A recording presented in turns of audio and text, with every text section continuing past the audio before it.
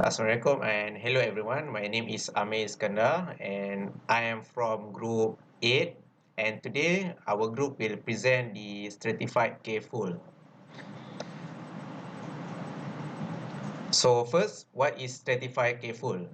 So Stratified K-fold cross-validation is an extension of the regular K-fold cross-validation, but it is specifically for classification problems where rather than the splits being completely random, the ratio between the target classes is the same in each fold as it is in the full dataset. So what it's mean by that is that each fold it has the same split. It has the same ratio between the target class in each fold. So we will go through when to use the stratified K-fold over regular K-fold. So we use the stratified K-fold when we are dealing with the classification problem where we have an imbalanced class distribution. So this stratified K-fold will ensure that each fold of the data set have the same proportion of observation with the given label. So here is an example. If we have a data set which have 10% of category A and 90% of category B, as we can see that this category have imbalanced distribution. So we use the stratified cross-validation so that it can have the same proportion in the training and validation. So if we use the simple cross-validation, in the worst case, we may find that there are no sample of category A in the validation set. Hello, my name is Sharif bin Saifubari. So I will be explaining the advantages and also the disadvantages of stratified K-fold. So for the first advantages, we have that the stratified K-fold able to handle class imbalance. We could take an example of having multiple classes, but we have this one particular class that is that has a smaller size than others. By using stratified K-fold, this method will help to balance up the it will help to balance up all the classes, and it will make sure that it give an accurate evaluation. Another another advantage is that it gives more robust performance by give more robust performance estimation by reducing the impact of random variation in data partitioning, and also it will provide more reliable evaluation metric. Another part is that the stratified K-fold is best for small data set. So the K-folds are able to maximize the use of limited samples, both the training and also the evaluation. So now we will continue with the disadvantages of the stratified K-folds.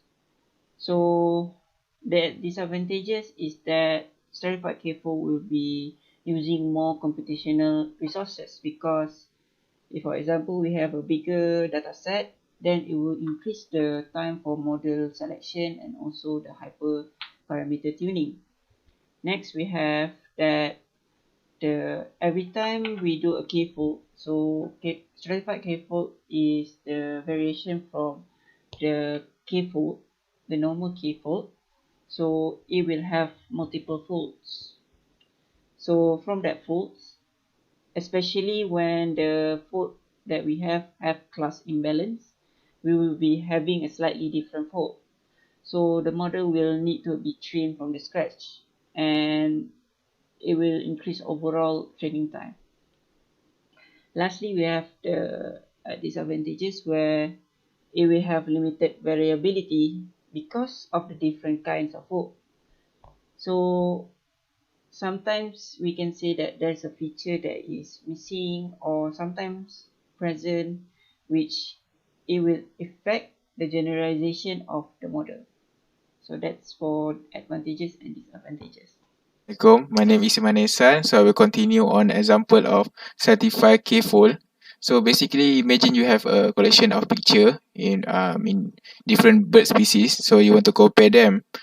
So certified K full cross validation is like help to simplify the picture by ensure that each of the bird is represented equally in the different sets. So and it make it easier actually to compare them, and also we can actually quickly see the similarity of their trait. So with certified K-fold, basically we save time to analyze and also understand the different bird species, and also to make sure that the fairness of each representation, and also simplifies the picture to highlight their unique characteristics.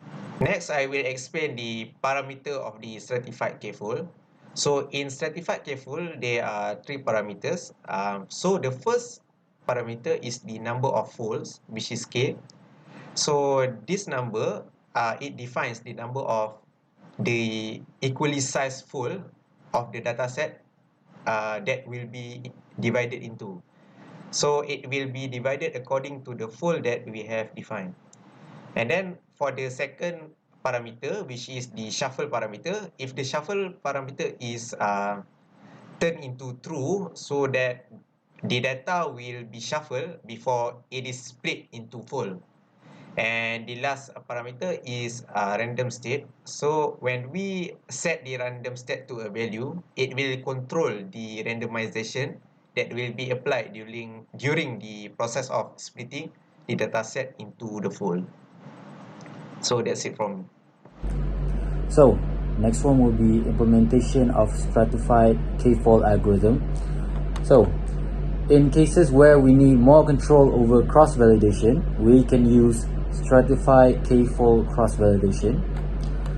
Stratified K-fold class, shown on the right here, as you can see, performs stratified sampling, producing folds containing a representative ratio of each class. The class involves creating a clone of the classifier, training it on the training folds, making predictions on the test fold, as well as counting the correct predictions. Finally, the class will calculate the ratio of correct predictions as a measure of the model's performance. So as you can see here, we take from sklearn model selection, and we import the stratified K-fold class, and then we take from sklearn base, we import clone. Here it says skfolds equals to stratified K-fold. We define the number of splits, and we define the number of random states. So for train index, test index in skfolds split xtrain ytrain 5 clone underscore CLF equals clone SGD CLF. So it will create a clone of the classifier. So xtrain folds xtrain train underscore index, ytrain folds ytrain 5 within train index. So x test fold equals xtrain test index. So here's the training, it on the train folds, and y test fold ytrain 5 test index. So here we have clone underscore CLF dot fit. So xtrain folds ytrain folds is the variable put in. So y prediction clone CLF dot predict x test fold. So we will be making predictions on the test fold.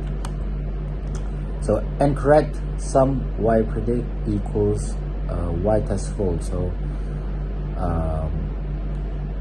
we will count the total sum of the correct predictions here, and then it will print the n correct over length of y prediction as a measure of model's performance.